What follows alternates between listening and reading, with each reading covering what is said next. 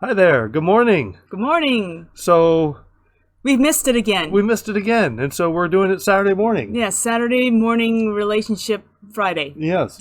Something like that. And we just went with JR. We just went for 11.2, is that right? 11 and a half. 11.5, 11 and a half mile bike ride.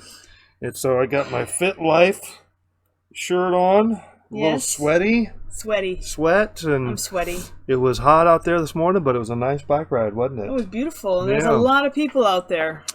And A lot of people getting their exercise on. I've got a bike seat called Cloud 9 bike seat, And I got a bike seat called The Rock. and it is wonderful, but my bottom still hurts a little bit. I'm not used to I'm not it. even going to go there. Yeah. Anyway, No, because if your bottom hurts on the Cloud, you can just imagine what mine hurts on The Rock. Okay, yes. Anyhow, it was fun. We had a little family time this morning, so that was Yes, good. I think we tired our Yes. son out. Yeah, we did. And he got a blister on his hand. Oh, poor baby. Jeff took up the rear. And JR, I had to stay up. You guys blew Well, me away. I had to stay up with JR. I was listening to music, so I just was Yeah. listening to music. He was back there having fun Yeah, with his zebra print backpack. yeah. Well, really what can cute. what can I say?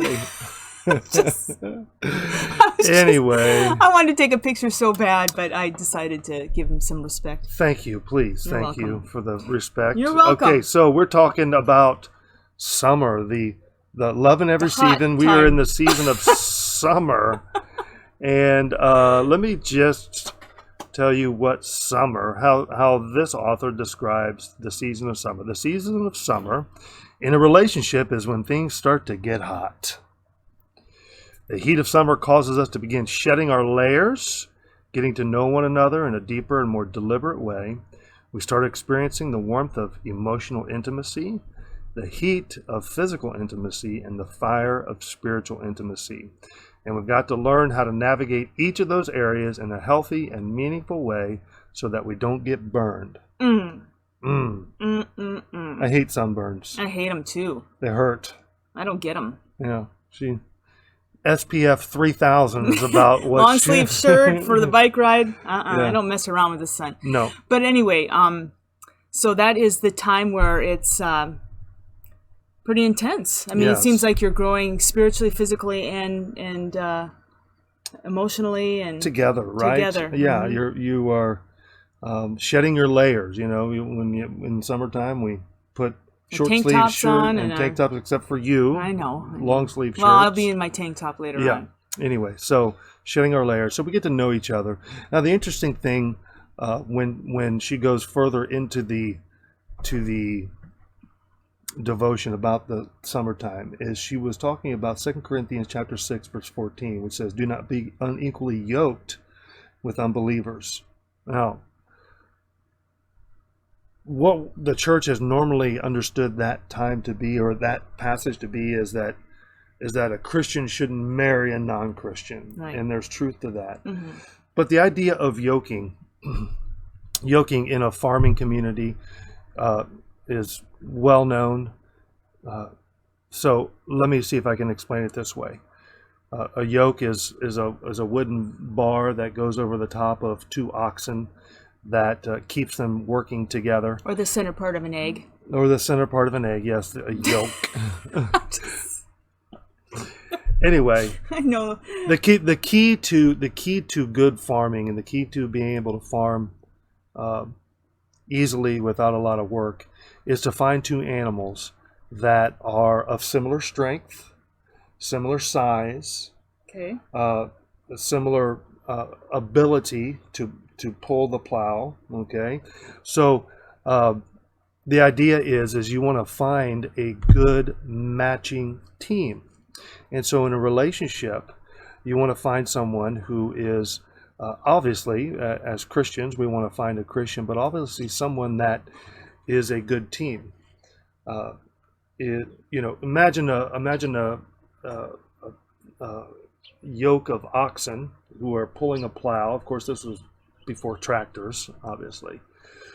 But if there was one ox that was really strong and really powerful, and another one that was young and weak and kind of puny, it would be hard to steer. Number one, to steer in the right line, and number two, the larger oxen would get fatigued very quickly because the other one wasn't pulling his weight. And so you can see all of the different, I think, how different analogies that we can use in relationship. You know, there may be one person that's stronger and than the other, or spiritually stronger. You know, so there's a lot of different ways that analogy can fit a relationship. The point is, regardless, is you want to work together as a team. Mm-hmm. And so teamwork. Right. Summer is about teamwork. That's kind of how I got it. Yeah, I get you. Yeah, that takes that whole yoke analogy a different, you know, it's much deeper, I think, than I've ever thought of it before. I've always thought of it as the don't marry a non-Christian, you know, and that's very important. But it has a much deeper meaning, and I get that from that devotion and from what you said. You know? Yeah. So. But you know, there's times where you marry. You know, we've talked about this too. As you do, you know, they say opposites attract, or they say or they say, or I've even said it. My strengths are your weaknesses. Your strengths are my weaknesses. Yeah. So we're compatible in that way because we can lift each other up. But that's part of being a good teammate. You know, I go to maybe an analogy of a basketball team. You know,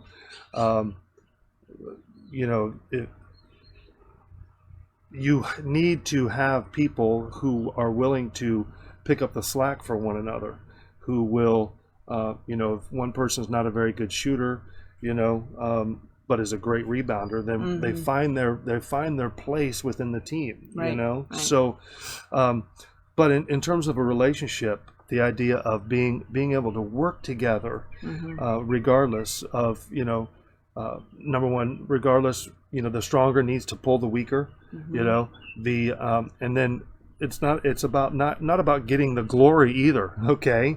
You know, because there is no I in team, right? You know, so often I think at times, you know, the one individual wants to get all the glory.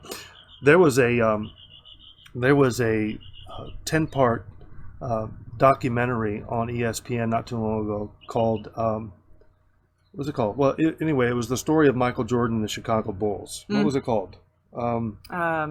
Shoot. We were watching it. I can't remember. Anyway, it was very well done, and it talked about Michael Jordan when he came into the league and went to Chicago Bulls all the way up until he won his final 6th ring. And all he went through. He didn't win a championship until he finally made a decision that it wasn't going to be about him. That it was going to be about his team. He still averaged 30 points a game and rebounds. He didn't let his game down. But he built his team up. He built his team up, and that's when he started winning championships. And so the idea of a team in a relationship is so important. You know, you can win in this game of life. You can win in this game of relationship if you just do it together. Right. Commit to doing it together. And so, guys, whatever you're going through right now in your relationships, just commit to going through it together. Don't let your partner, don't let your spouse down. Okay, don't let them down. Don't let them do it all by themselves. Okay, encourage them. Love on them. Love them. Yeah, it's all about love. You know, it is. Love is the driving force. And, think about them first, and give. And love to me is more than just a romantic feeling that we get. It's love is a commitment. You know, love is a commitment. That is how Christ is committed to you. That is how we are to commit to one another. So teamwork. Go team. Team Myers. Boom. Okay. Well, that's it. So tomorrow, 9:00, we will be outside in the parking lot. And so see you there. We love you. From a distance. Bye-bye. Bye.